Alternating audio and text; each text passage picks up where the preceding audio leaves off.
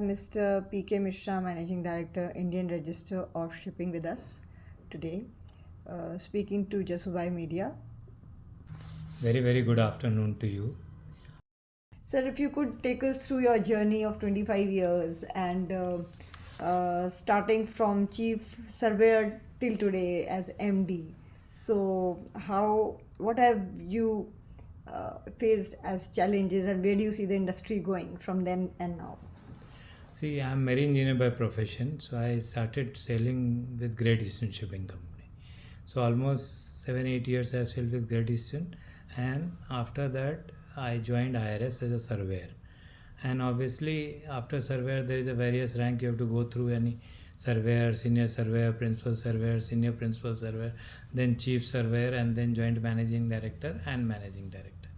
But during the course of tenure of IRS, I have been placed at various foreign locations also. So you can say that 50% of my time I have spent overseas.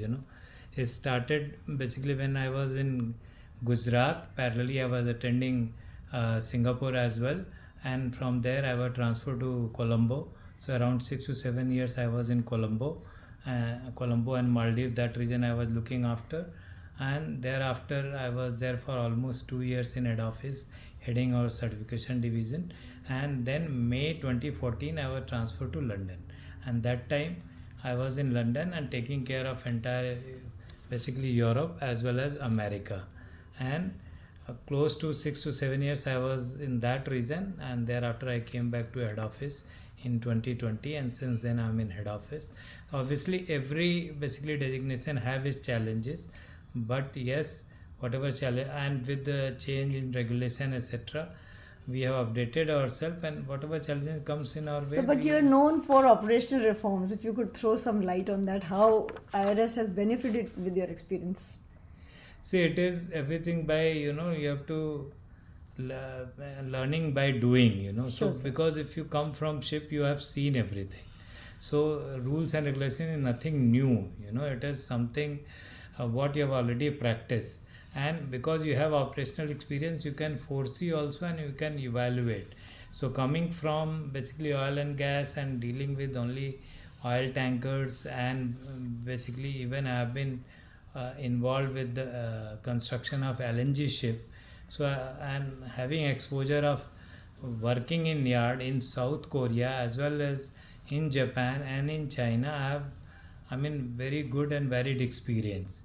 So taking advantage from there, I have guided even local shipyards also, whether it is tank testing, whether it is welding and other parts. We keep sharing our experiences, and with that local shipyard etc. also have taken advantage of that. So with that we have made improvement. We are basically attending IMO on behalf of Government of India, and by attending IMO, what all the regulations changes are happening. And we, with respect to, let's say, whatever rules are coming, we are totally updated. And whether it is meeting with requirement of EXI or CII, we are helping even clients to meet that, or even new requirement with respect to fuel UV maritime, and any changes in basically rules and regulation, we are keeping track, we are getting geared up, and we are supporting basically all clients to meet those requirements. And even with respect to all alternate fuels, we have developed the guidelines, and we are basically, as and when industry is requiring anything, we are supporting in them. Now let's say SCI has ordered basically from Max tankers, that is methanol ready. So we have class notation ready for that also, and to support the SCI endeavor with respect to that. So basically with way of rules regulation, with way of monitoring the new construction activity, and even where there is a modification on existing ship, by, let's say, either they want to go for a different type of coating, or they want to modify their bulbous bow, or they are fitting like a different type of propeller or propeller cap. So we are basically looking into that, and we are doing CFD analysis and ensuring that there are certain gain in energy efficiency, and with that we are helping clients to meet the requirement of CII and various energy efficiency requirements. See, as you know, for shipping, all rules and regulation, this gets basically debated, and it is basically get formed at International Maritime Organization. So as far environmental regulation is concerned, with the revision of IMO GHG strategy in 2023, there are various targets have been fixed for shipping, with respect to emission. That is a target with respect to 2030, target with respect to 2040, and shipping has to reach net zero by 2050. So with that, there are a lot of, basically these can be done only either by alternate technology or by alternate fuel. So I mean, if you look at it, there is a basket of fuel, because no single fuel has been basically proved that this is the only fuel, because it depends on availability of the fuel. It depends on basically we have been, all these days vessel has been sailing on heavy fuel oil, which is having flash point up to 60 degree. But if you go closer to, even methanol is little closer, that is flash point of 10 to 11 degree. But that has another precaution has to be taken. So whether it is methanol, whether it is ammonia, whether it is hydrogen, or even nuclear, maybe many people say you cannot reach to net zero unless there is a nuclear in the industry.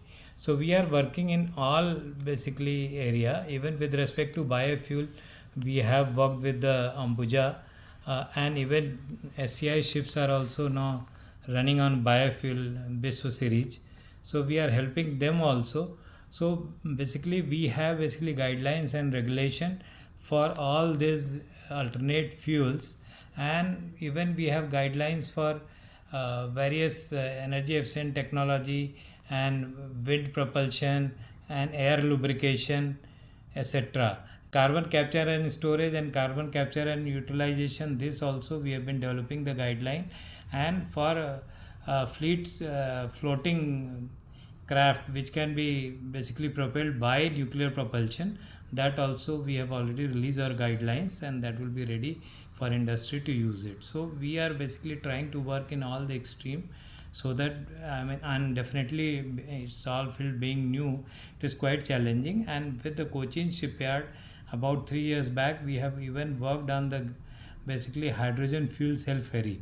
So that is also currently employed at the Varanasi, and this was one of the our Prime Minister's vision that has been realized, and we IRS has supported in that vision and that realization. See, IRS is basically full member of IX Society, and we have been rated in top 9 since 2013, and we take part into all their, whether it is safety committee, whether it is environment committee, or whether it is decarbonization committee, and even we take part even in council and other things.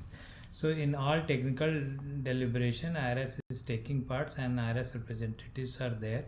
So it is, any subject matter is being developed jointly, and as even we are representing in GPG.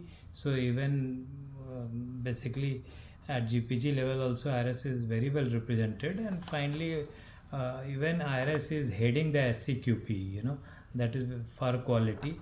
So we are involved, whether it is with respect to quality or with respect to technical matters, we are involved with IX at every level.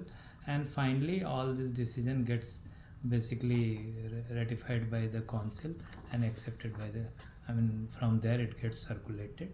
So we are basically party to it. See, as we know, IRS as of now is having more recognition from more than 50 flag states, and we are now basically going to open offices in Nigeria to cover basically complete South Africa. We are opening office in Germany to cover that part of Europe, and we are going to open office in Kobe, Japan. Because if you look at it, there are a lot of new building etc. is coming to Japan, and even Indian owners are also giving orders for construction in Japan. So I mean, these three strategic, Nigeria, even Egypt, we are opening offices. So with this, it will give good footprint to basically cater to international shipping. And we are also looking for expanding our tonnage And with respect to tonnage expansion, we are basically in touch with the ship owners at Japan and various ship owners at Nigeria. Maritime, as it is, if you look at it in context of India, 95% of cargo by volume it gets carried by the ship. But unfortunately, because in school and colleges people are not teaching about it, hence many people are not knowing about merchant navy. But maybe during this year Ukraine Russia war, which has started almost 4 years back, and then finally US and Iran war, people started knowing कि okay, through ship only their gas is coming, through ship only their oil is coming. Because when this war started in February this year, and there was a basically shortage of gas, cooking gas, then people started watching TV. Oh, even cooking gas is also being carried by the ship, because people were not exposed earlier. So people started watching. Oh, Nanda Devi is coming when it is a SCI ship and carrying the gas. And after that, even there was a kind of a shortage of fuel. Then people came to know, okay, even all oil also comes and gets carried by the ship. And as it is merchant navy, the lot of why it is called merchant navy, because we assist navy in various situations. When there was 1971 war also, then also during that time, even SCI ships, they've supported our navy. They've transported prisoner of war. And even during Operation Sindhur also, there are various Indian ships, they basically were on standby to support the navy. So there are various contribution made by merchant mariners, but unfortunately the people are not much aware of it. But yes, now things are changing and people will come to know about it. And it's a very good profession to be in, yes, but obviously every step you have to sacrifice, and you have to serve nation.